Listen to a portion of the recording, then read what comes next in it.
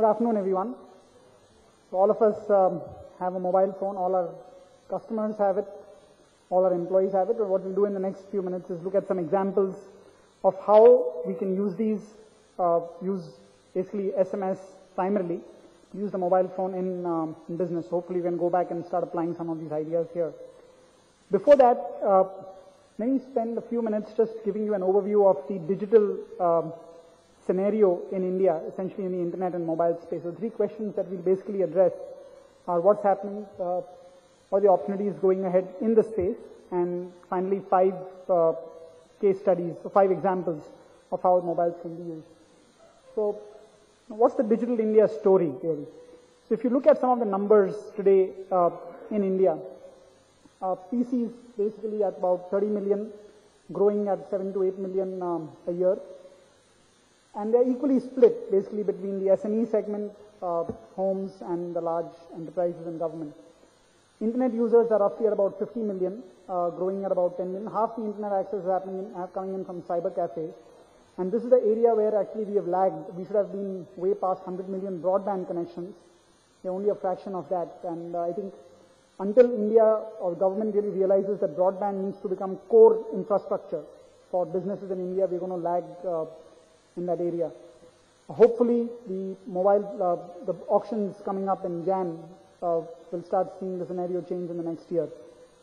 The ad spend in India on the internet is still very small. It's about 700 crores, which is about 3% of the media spend.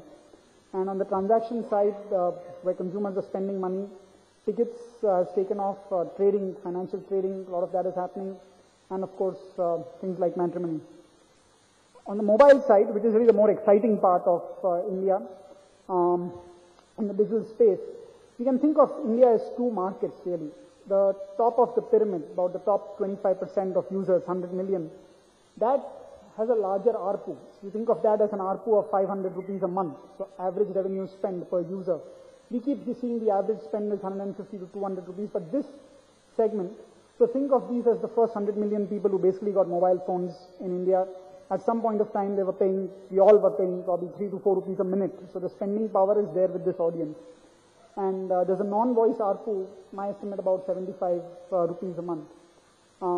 There's a second market, the next 300 million users, so which is mostly the next set of urban and rural, where the ARPU is about 100 rupees. So even if you look at the first segment, what the internet has really not managed to accomplish, the mobile can in a way accomplish with the numbers that are there. SMS is used by more than half the people in India.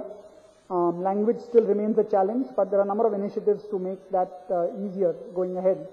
And mobile internet access, or what is called WAP usage, is about 3 to 4%. In fact, it's very interesting.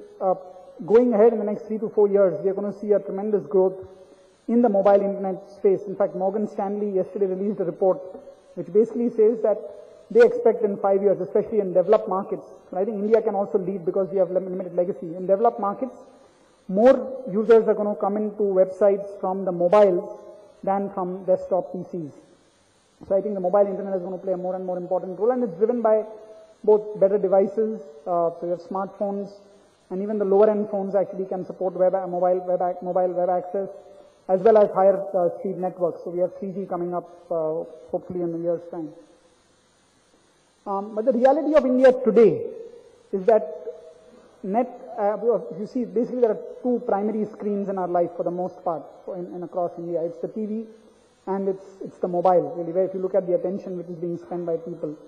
The internet has been somewhat hobbled because of the factors that we spoke about.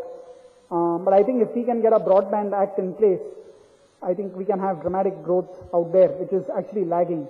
And as we go along, we will find that both of these screens are going to be very important for people.